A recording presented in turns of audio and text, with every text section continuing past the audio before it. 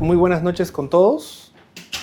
El día de hoy vamos a tratar un tema de bastante impacto social, más que nada, que es el siguiente tema: del favor a la coparticipación, responsabilidad penal del titular de la cuenta bancaria y el tratamiento en la legislación peruana. Brevemente, antes de continuar con la exposición, voy a explicar por qué es importante conocer de este tema. El día de hoy nos encontramos en una sociedad de riesgo, en el siguiente sentido, que es muy usual y se ve mucho en la televisión, que muchas personas suelen prestar sus números de cuenta, billeteras digitales y demás para que otras personas reciban dinero.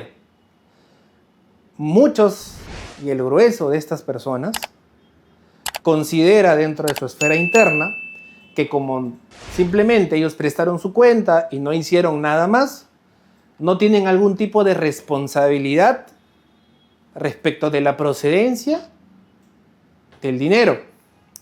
Sin embargo, la exposición que voy a dar,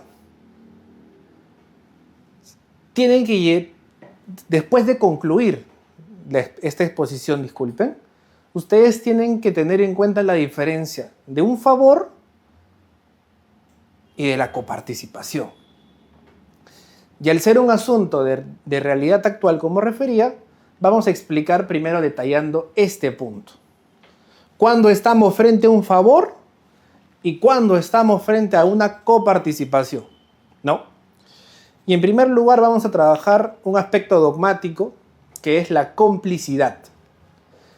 En este caso, y en nuestra legislación peruana, se recogen dos tipos de participación delictiva, que es la complicidad primaria y la complicidad secundaria. De manera resumida y de manera sucinta es que se ha elaborado esta lámina para poder tener una diferencia central entre ambas. La complicidad primaria es una complicidad, como le he puesto aquí, una complicidad necesaria. Y aquí establece un auxilio doloso esencial, pues, ¿no? Y es un criterio que marca bastante la Corte Suprema en casi todos sus pronunciamientos, que sin el aporte del cómplice primario, el delito no se ha perpetrado. Y la pena del cómplice primario es igual a la del autor. Ojo, o sea, quiere decir que si tú eres cómplice primario, tú prestas un apoyo, un aporte esencial a la conducta ilícita, puedes responder por la misma pena del autor. Y la complicidad secundaria, que es un aspecto que vamos a trabajar bastante en esta sesión, es un apoyo no necesario, es un auxilio doloso no esencial, pero sin embargo es un apoyo, si bien es cierto, no es esencial, pero facilita el delito, ¿no? Facilita el delito, pero no quiere decir que con ese apoyo sí o sí tenga que consumarse el delito o realizar algún tipo de conducta ejecutiva. No, solamente ese apoyo facilita el delito.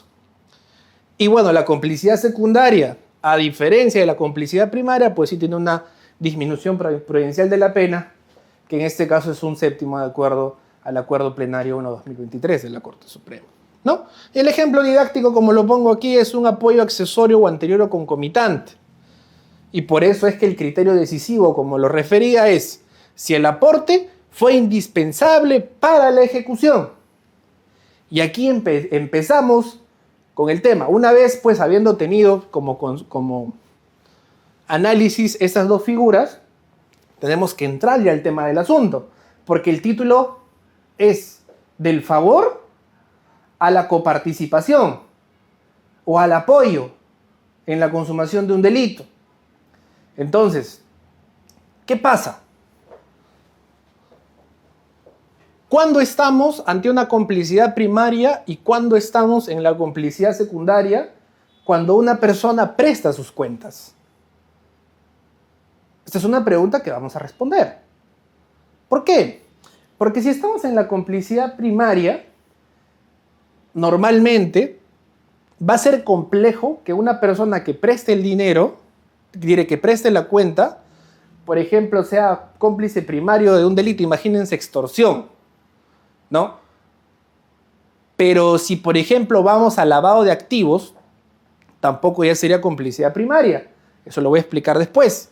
O sea, normalmente complicidad primaria no va a ser un tipo de participación que encontremos sobre esta modalidad de prestar cuentas, ¿no? O de dar cuentas. Pero ¿dónde sí vamos a estar? Aquí, en la complicidad secundaria. ¿Por qué? Porque como lo he referido, es un auxilio doloso no esencial que facilita el delito. Y el siguiente, podemos estar en el siguiente caso. Una persona me dice a mí, Diego, préstame tu cuenta que me van a realizar una transferencia. Yo puedo presumir de que están utilizando mi cuenta para recibir un dinero. Pero si bien es cierto, yo no conozco la fuente. Solamente tengo la información de una persona, un conocido mío, que sostiene que yo le debo prestar mi cuenta para recibir un dinero y yo luego enviárselo a otra persona. Con esa conducta, ¿yo estoy facilitando el delito o no? Si bien es cierto, todo va a depender del marco de imputación, pero dentro de un punto de vista estrictamente dogmático y también de acuerdo al delito, sí se estaría, en este caso, en un auxilio doloso no esencial. ¿Por qué? Por ejemplo, estamos en un delito de estafa. Estafa, ¿no? Existe el autor. El autor engaña, induce a error y obtiene el desprendimiento patrimonial por parte del sujeto pasivo. Pero ese desprendimiento patrimonial, producto de ese delito, es transferido a mi billetera digital, por ejemplo, imagínense por Yape. Y es ahí donde yo con ese aporte no esencial yo solamente le presto mi cuenta o creo una cuenta bancaria para que un tercero reciba dinero indiscriminadamente y yo no tengo control sobre qué, sí puedo formar parte de un tipo de complicidad secundaria. Ojo, depende del delito siempre. Pero es ahí donde más o menos se materializa, se manifiesta, ¿no? Que no solamente es un favor, oye, yo le hice un favor a Pepito, a Pablito, a quien sea, sino yo ya soy parte de la facilitación de ese hecho delictivo. No es necesariamente que pues yo no sabía qué pasaba después, yo no sabía de dónde procedía el dinero, yo solo presté mi cuenta y se acabó. No, pero tú facilitaste.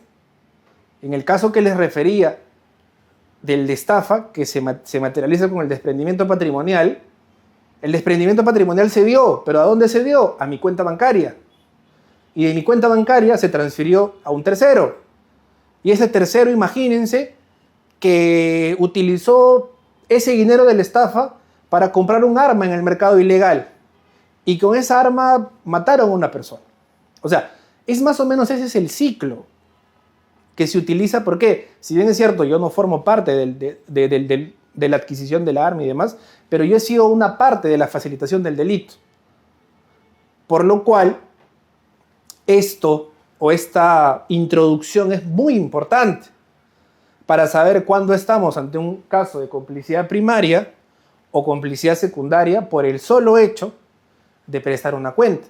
Como les decía, yo les daba un caso muy sencillo, muy básico, porque ya vamos a ahondar un poco más, pero ya podemos estar más o menos teniendo en cuenta que el solo hecho de prestar una cuenta puede facilitar la comisión de un delito. Por ejemplo, como el que les acabo de poner. Pero vamos más allá, ¿no? Vamos a a dejar este aspecto para entrar un poco más a la coparticipación, que es la coautoría, ¿no? Que es un poquito algo ya mucho más elaborado, algo mucho más complejo. Aquí, en esta lámina, he detallado, pues, de acuerdo a la Corte Suprema y en sí toda la doctrina, establece que la coautoría, en primer lugar, es una decisión común, acuerdo de las personas, para delinquir. Y cada una de ellas realiza un aporte esencial e imprescindible para hacer posible la ejecución del delito. Y por último, ejecución conjunta o dominio funcional del hecho. Todos participan con control funcional del hecho orientado a la realización de un plan común. ¿Cuál es la diferencia con la complicidad?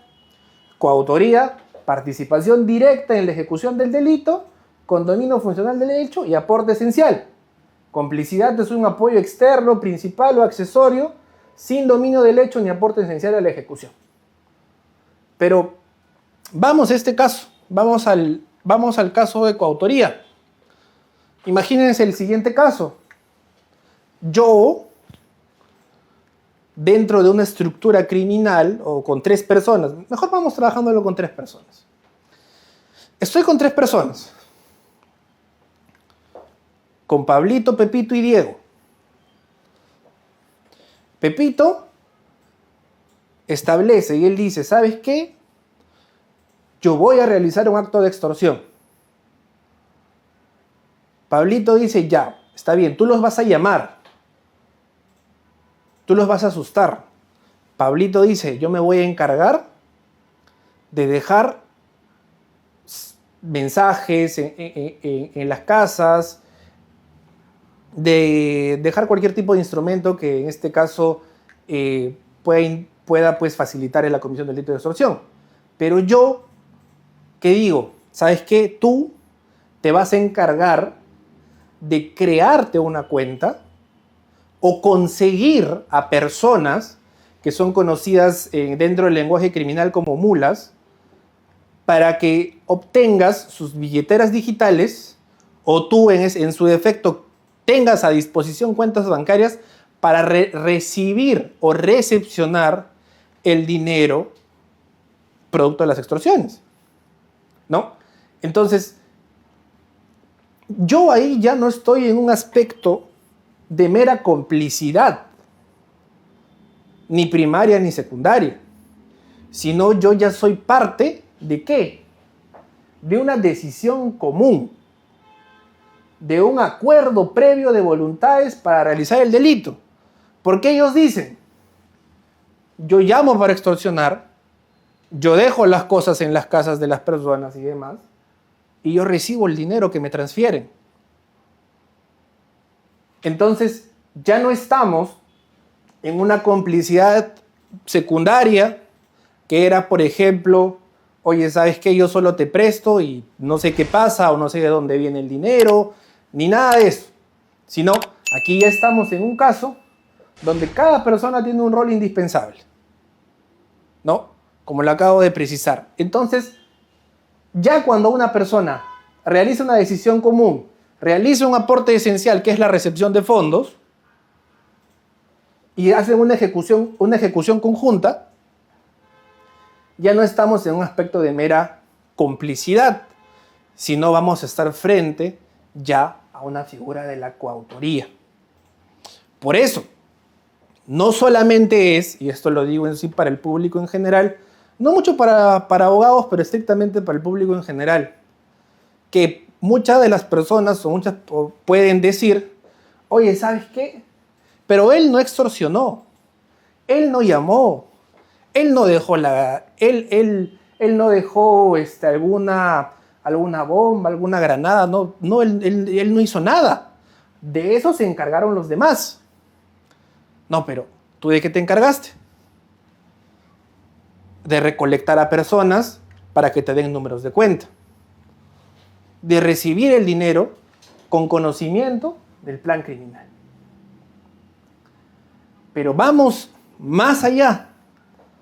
Vamos mucho más allá. Como ustedes acaban de escuchar, siempre estamos hablando de la obtención de dinero producto de un delito. ¿Y eso qué es? Es lavado de activos.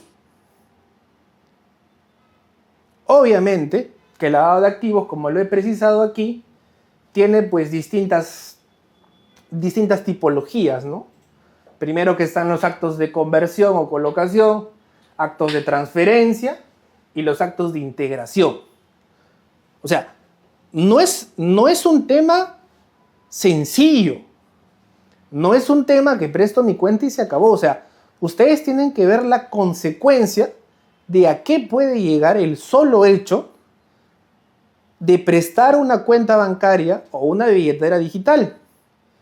Estamos pasando de la complicidad primaria o secundaria a la coautoría. Y después de eso estamos pasando ¿a dónde? Ya a un delito de lavado de activos. Donde más o menos estas figuras o estos títulos de intervención delictiva se van a materializar con mayor fuerza. Pero vamos a establecer, ¿no?, en este caso, primero ciertas figuras conceptuales del lavado de activos para poder entender mejor a qué me quiero referir. El lavado de activos es un delito autónomo, pluriofensivo y de carácter instantáneo permanente según la modalidad que se impute, ¿no?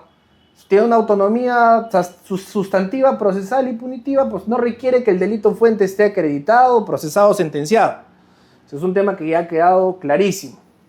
Y como he precisado, tiene 3 conductas típicas centrales: actos de conversión y transferencia, actos de ocultamiento y tenencia, y transporte, traslado, ingreso, salida de dinero, títulos de valores.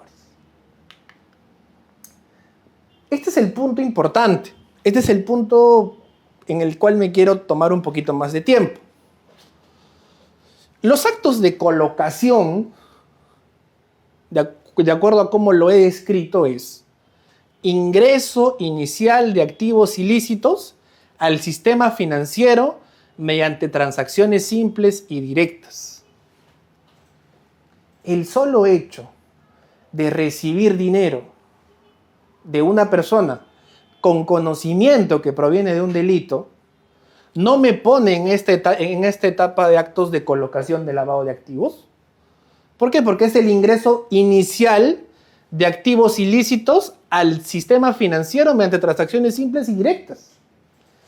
Una persona que está siendo víctima de una extorsión me está transfiriendo, imagínense, 20 soles, que es el precio del cupo diario, que es lo que suele ser de acuerdo a la información que vienen por las noticias. Yo recibo un ingreso inicial ilícito mediante transacciones simples y directas. O sea, fíjense la gravedad que significa prestar una cuenta para la recepción de fondos. Pero en este caso, como les decía, yo estoy recibiendo activos ilícitos que están siendo ingresados al sistema financiero mediante transacciones simples y directas. Yo con la sola recepción, con el conocimiento, ¿no?, doloso de que esto proviene de un hecho criminal, puedo estar en los actos de colocación, de lavado de activos. Y el correlato típico, que son los actos de conversión, como es el ejemplo aquí: depósitos bancarios, cambios de moneda o compras de bienes con efectivo ilícito. Como les decía, ¿no?, normalmente, como se ve en muchas noticias, con dinero producto de la extorsión es que se financian la vida de los criminales, ¿no? Se compran ropa, se compran vehículos y en general. Pero normalmente estamos en los actos de colocación. Vamos a la etapa de intercalación o estratificación, como yo lo suelo llamar. Es el fraccionamiento, transformación y diversificación de activos para dificultar el rastreo usando intermediarios o testaferros. ¿Qué establecí cuando estábamos hablando de una coautoría? Que yo puedo ser parte con 3 personas, 4 personas, 5 personas, X número de personas, y tener un rol, encargarme de buscar a personas y decirles, necesito utilizar tu cuenta o tu cuenta bancaria o tu billetera digital. Y por cada transferencia tú vas a tener el 5%, el 10% y depende. ¿Qué suelen ser esas personas? ¿Qué suelen ser esos instrumentos? Como les dije, en el argot criminal, la policía los suele llamar como mulas. Pero dentro de ya una tipología de lavado de activos, que estaríamos en este caso en la intercalación y estratificación, es dificultar el rastreo del dinero usando intermediarios o testaferros. Y eso es lo que se suele hacer, ¿no? Porque normalmente la persona que extorsiona o la persona que comete un delito no recibe pues el dinero en sus cuentas bancarias. O lo recibe en efectivo o lo recibe a través de terceros, que tiene al final un transporte que llega pues a dominio de esta persona. Por ejemplo, lo que pasó en el caso del Monstruo, que existía toda una estructura operativa que desenfocaba los fondos para el beneficio de este último. Por eso es que la policía, y en respaldo de la UIF, también con el Ministerio Público, tuvieron que realizar toda una trazabilidad para recién con esa ruta del dinero ver cuál era el beneficiario final. Pero por eso, o sea, el hecho, y ojo, ya estoy hablando de coautoría, el hecho de ubicar intermediarios, testaferros, para dificultar el rastreo del dinero, son actos de intercalación a estratificación. O sea, puedo yo recibir actos de colocación por transacciones simples y directas. Eso será para las personas que prestan la cuenta, que reciben. Pero la intercalación o estratificación, que son las personas que en este caso usan intermediarios o testaferros, ya va más allá del que presta la cuenta. Si no pueden ser normalmente los captadores, como lo suele llamar la policía, de las cuentas. Y vamos a los actos de integración. Los activos lavados retornan a la economía ilícita y se disfrutan como si tuvieran origen legal. Tal cual. Lo que el caso que les expliqué. En el Perú existía una organización criminal que se encargaba de extorsionar a transportistas. De esas extorsiones a transportistas obtenían dinero de fuente ilegal, era colocado en billeteras digitales de diversas personas y al final esto era transferido para el extranjero. Como son montos mínimos, normalmente las entidades bancarias no están obligadas a consultar sobre la procedencia del dinero, porque son montos mínimos. Y todo esto pues sale para el extranjero y tiene un beneficiario final. Y es ahí pues donde este beneficiario final pues puede invertir en negocios formales, adquisición de inmuebles o participación societaria, ¿no? Que ya, bueno, para ver todo este tema de, bueno, cómo el Estado ve quitar el dominio y demás de esto, está el tema de extinción de dominio. Pero, o sea, dense cuenta, ¿no? Dentro de esta estructura criminal, el solo hecho de prestar una cuenta para la recepción de fondos en todo lo que puede terminar, ¿no? Si bien es cierto, formas parte de colocación, pero tú ya estás dentro de una organización. Y eso es un aspecto muy importante. Ahora, muchos dirán que es un aspecto necesario, por ejemplo, para el lavado de activos. Muchas personas sostienen que deben cumplirse todas las fases del lavado de activos. Sin embargo, este solamente es un concepto criminológico. Se ha individualizado que cada conducta es un tipo penal autónomo e independiente. Ese es un aspecto importante. Por eso yo les decía que con los actos, solo actos de colocación, con el conocimiento, es suficiente. La Corte Suprema ha emitido todos estos acuerdos plenarios respecto al lavado de activos, pero yo quiero en este caso ceñirme en lo siguiente. Ya habiendo dado más o menos unas pautas dogmáticas, unas pautas un poquito procesales del tema, yo quisiera realizar un aspecto que va a diferenciar bastante la responsabilidad penal de la persona que presta una cuenta o que da su cuenta para la recepción de fondos, y para esto voy a describirlo de la siguiente manera. Hay un aspecto que es bastante importante, que es bastante necesario, ¿no? Y es algo que he estado hablando. ¿De qué a qué me estoy refiriendo? Estoy hablando del conocimiento.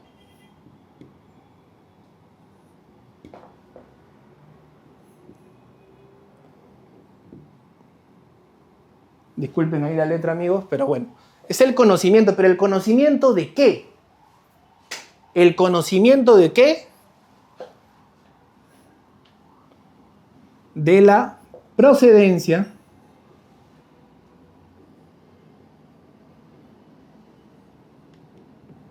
lícita o ilícita. Ilícita.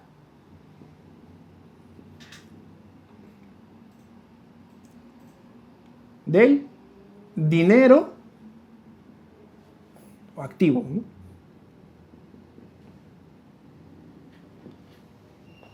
Este es el punto central. Este es el punto de mayor relevancia que se tiene que tocar y que se tiene que trabajar. El conocimiento de la procedencia ilícita del dinero o activos. Esto es lo que va a cambiar cualquier tipo de responsabilidad, porque todos los ejemplos que yo he dado van por parte del conocimiento de la persona. Pero ¿qué pasa si no conocías? ¿Qué pasa si solamente tú le haces un favor a tu amigo? ¿Qué pasa? Por eso yo les hablaba de la complicidad secundaria. Cómplice secundario solamente da un aporte no esencial con el cual se puede o no se puede cometer el delito, ¿no? Pero ¿qué pasa? Para eso nosotros tenemos que recurrir a lo siguiente, sobre el conocimiento.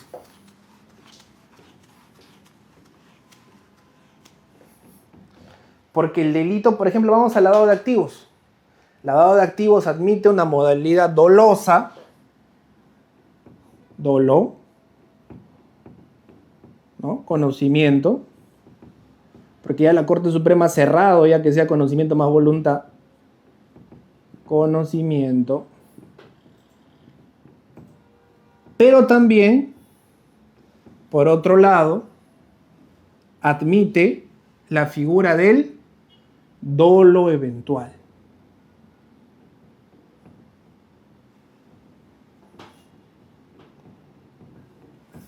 Y este es el aspecto más importante, porque en el dolo eventual, cuando vamos a revisar el lavado de activos, es debías presumir.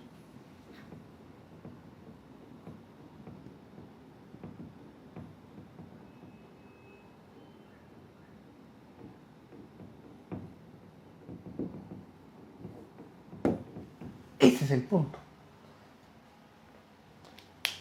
Por ejemplo, yo les hacía un par de ejemplos dolosos netamente, ¿no?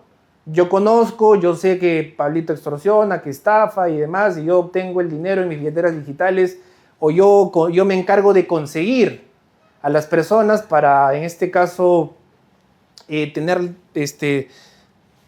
pueda entrar el dinero con yo el conocimiento de que eso viene de una fuente ilícita, ¿no? Pero ¿qué pasa si me imputan dolo eventual, si yo debo presumir de dónde viene? ¿Ustedes creen que una persona que tiene, por ejemplo, un agente de BCP y recibe transferencias diarias por parte de pedir depósitos de personas de dinero en efectivo por 100, 200 soles, debe presumir o no debe presumir de la procedencia de los fondos? ¿Qué pasa, por ejemplo, si yo tengo una casa de cambio, yo soy un cambista aquí en Ocoña? ¿Qué pasa? Yo ¿cómo puedo presumir como persona que el dinero que me están entregando proviene de la comisión o no de un delito? O sea, y este es un punto bastante importante, Porque ahora, en la justicia nacional, estrictamente en la sala penal, en la Corte Superior Nacional de Justicia Penal Especializada, se están llevando casos de muchas personas que están en prisión preventiva que establecen y dicen lo siguiente. Esta persona tenía su casa de cambios, tenía su agente BCP, y esta persona debía presumir que los activos que ellos recibían y los enviaban a otros lugares tenían procedencia ilícita. ¿Cómo se trabaja esto? ¿No? ¿Cómo? Estas personas son sujetos obligados. ¿Son sujetos obligados? ¿O no?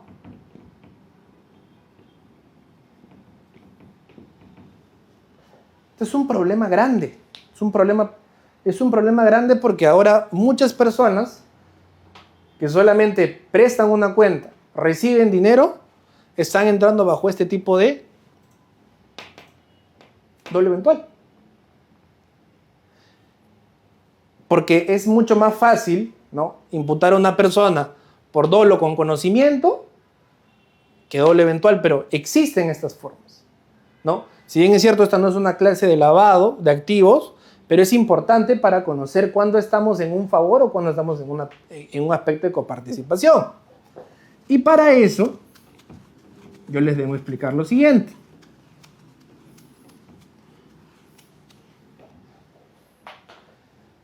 ¿Qué pasa si yo recibo dinero y no conozco la fuente ilícita? O sea, no conozco que proviene de una fuente ilegal. No sé. Pero después de ello, me llega una notificación del Poder Judicial y estoy con detención preliminar por lavado de activos. Por actos de colocación, imagínense, como lo acabamos de estudiar hace un ratito. ¿Qué hago? ¿Qué debo de hacer? ¿Qué puedo decir? Principio de confianza. ¿No? Yo confié, o sea, podemos aplicar para irnos en el debía presumir principio de confianza.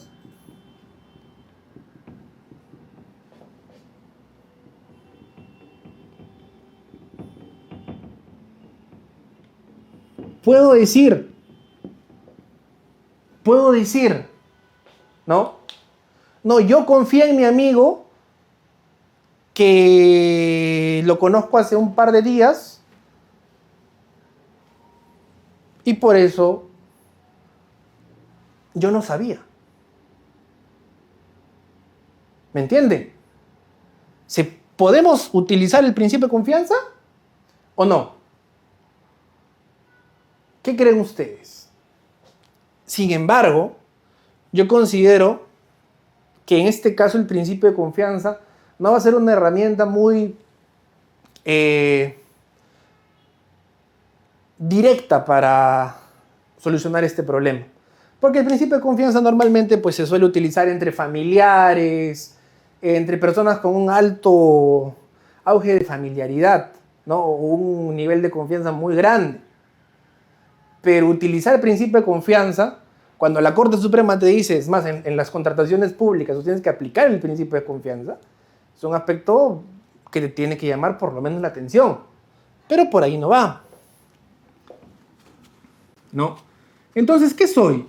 ¿Soy cómplice primario? Diré, ¿soy cómplice secundario? ¿Actué con doble eventual? ¿Qué pasa? ¿No? Ante esto hay un tema que me parece bastante importante trabajar, que es la prohibición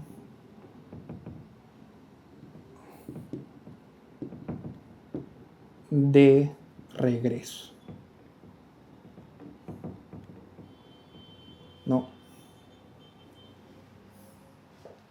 Aquí se trabaja bastante lo que es conductas neutras.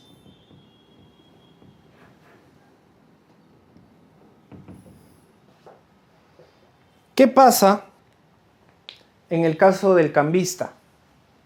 ¿Qué pasa en el caso de la persona que tiene un agente? ¿Qué pasa una persona que recibe dinero no superior, o sea, no muy alto?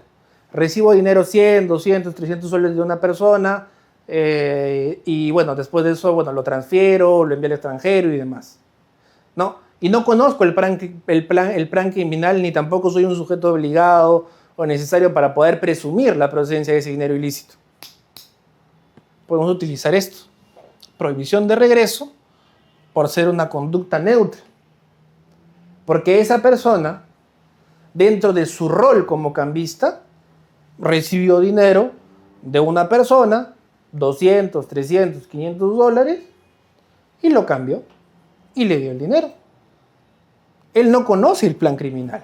Él no conoce la procedencia ilícita. Conducta neutral, prohibición de regreso. Se acabó. Es sencillo, es más rápido, pero ¿qué pasa? Hoy en día en la justicia no se está utilizando por lo menos este criterio. Están estableciendo todos los fiscales que las personas deben presumir la procedencia, legal o no, de activos. Pero por eso, si tú estás, por ejemplo, trabajando en un agente, tú recibes dinero, como lo acabo de precisar, si bien es cierto, no son sumas muy altas, tú no estás obligado a presumir que el dinero proviene de fuente ilícita. Así que el criterio rector para utilizar es este: prohibición de regreso, ¿no? Hay personas, por ejemplo, que reciben dinero en sus cuentas o billeteras digitales, producto de cualquier tipo de transferencia, y pueden utilizar esto porque es su rol social, ¿no? Su rol es su trabajo. Pero esto genera otro problema, ¿no? Que también se tiene que trabajar.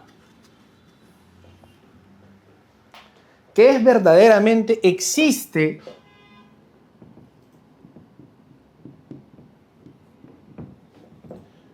un deber de cuidado de las personas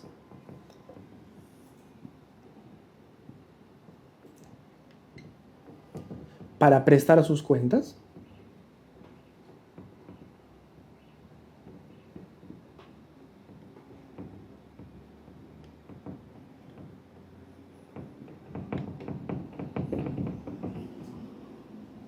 ¿Esto qué es? Omisión impropia o comisión por omisión. ¿Existe un deber de cuidado de las personas para prestar sus cuentas? O sea, yo debo tener cuidado de no prestar mis cuentas a un tercero para la recepción de fondos.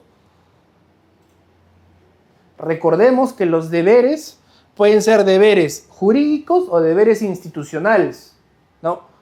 Pero, ¿de verdad existe un deber penal, extrapenal, administrativo? Porque, ok, si estamos con sujetos obligados a declarar la procedencia del dinero, obviamente, pues ellos tienen un deber, o por lo menos deben de presumir, ¿no? O hay montos fuertes, tienen que hacer su declaración de operación, no sé, sospechosa, una declaración jurada de que el dinero proviene de fuente legal, X cosas. Pero una persona de a pie, una persona del día a día, tiene en este caso el deber, ¿no?, de cuidado, de cuidarse, de no prestar sus cuentas a terceros para la recepción de fondos. Yo considero que sí, pero más se define no como un deber legal, sino ya como un deber institucional. ¿Por qué? Porque ya se fija como un deber institucional debido a que por el contexto social en el que vivimos, una persona no puede utilizar o no puede prestar sus cuentas debido al riesgo social en el que nos encontramos. Pero nuevamente les digo, es una postura institucional, es una postura de lo que yo creo. Por ejemplo, los deberes institucionales es: los hijos son cuidados por el padre. El padre tiene que proteger a sus hijos. Por ejemplo, ese es un deber, fuera de institucional es un deber legal, pero eso no suele ocurrir siempre, ¿no? Pero en este caso, lo que yo les digo es: ¿verdaderamente existe un deber institucional o no? Yo considero que sí, que al día de hoy, de acuerdo a las modalidades delictivas y a la forma en cómo se están cometiendo los hechos, las personas por lo menos deben tener un cuidado al momento de realizar este préstamo de cuentas. Pero se puede imputar a una persona por comisión por omisión, por solamente prestar cuentas, ya dejando de lado la complicidad simple, la coautoría y demás. ¿Se puede o no se puede? Yo considero, nuevamente, repito, desde una posición institucional, no teniendo en cuenta el panorama actual, que sí debe haber un cierto cuidado, pero una persona, pues en este caso, fuera de tener cuidado, no va más allá del conocimiento. Uno no conoce de una persona o una persona de dónde proviene el dinero. Si yo, por ejemplo, trabajo en una casa de cambio y demás, fuera de que es una conducta neutral el hecho de solamente enviar dinero y se acabó, porque por no superar un límite y demás, ¿cómo yo conozco, ¿no? O cómo yo sé que Pablito, Pepito, el que viene a darme el dinero, es un criminal? No se puede saber eso, ¿no? No se puede saber eso, ¿no? Entonces, pero vamos a regresar al punto. ¿Existe un deber de cuidado o no existe un deber de cuidado? Es un tema bastante importante que se va a tener que desarrollar porque esta figura de los préstamos de cuentas, si bien es cierto, no está en este caso sancionado en nuestra norma penal como un delito autónomo, pero sí pues puede ser en este caso trabajado, como se lo he explicado, dentro del lavado de activos, como actos de colocación y demás, o como algún tipo de complicidad, por ejemplo, en el delito del que provenga esta fuente. Pero ¿verdaderamente se puede realizar ese tipo de construcción dogmática? Dentro de un punto de vista, como reitero, institucional, quizás sí, ¿no? Pueden decir, bueno, de acuerdo a lo que está pasando, tú tienes que ser un poco más cuidadoso, más diligente, pero ¿existe verdaderamente un deber institucional? Va a ser algo que va a tener que ser trabajado directamente cuando hay un proyecto de ley sobre este tema de las cuentas, pero va a tener que tener un análisis dogmático bastante fuerte. Pero en este caso ya será motivo de otra ponencia estrictamente trabajar sobre ese tema, pero es un tema muy necesario. Pero regresemos. Para esto, por favor, la infografía, sí. Para esto vamos a retornar, ¿no? Fuera de ese análisis del dolo, del conocimiento y demás sobre el tema de la procedencia de la fuente del dinero y conductas neutrales, vamos a trabajar esto que he trabajado, ¿no? En este caso, ya hemos explicado el elemento subjetivo, ¿no? El agente puede conocer o debe presumir, ¿no? Eso ya está trabajado. La autonomía del delito, encubría. Vamos aquí abajo, por favor. Otros delitos que pueden imputarse. Aquí está. ¿Qué pasa, no? ¿Qué pasa si yo, para abrir cuentas, recurro al fraude informático y suplantación de identidad? Recuerden que hay un caso que es hace poquito, donde imputaban a un asistente en función fiscal de haber recibido dinero producto de extorsiones. Pero ¿qué dijo esta persona? Esta persona dijo, a mí me han suplantado la identidad para que la transferencia en la billetera digital diga mi nombre. Y bajo ese mismo fundamento es que le dan libertad a este asistente en función fiscal, ¿no? O sea, son casos tangibles, ¿no? Pero también, o sea, si la cuenta se abrió o operó mediante phishing, leasing u datos de un tercero, puede ser fraude informático y suplantación de identidad. ¿Pero esto para qué? Para las personas que se encargan de recepcionar cuentas, ¿no? De buscar la forma de realizar estos actos de intercalación del dinero. También se puede imputar esto, como pongo, de acuerdo a un concurso. Y como les he dicho, complicidad en estafa o extorsión. Si el titular coordinó con los autores del delito fuente, montos, víctimas o comisiones, no solo recibió el dinero después de consumado el delito, sino puede participar pues, dentro de una complicidad, puede ser primaria o, en este caso, hasta la coautoría. Organización criminal. Cuando el préstamo de cuentas forma parte de una red estructurada con reparto de roles y permanencia.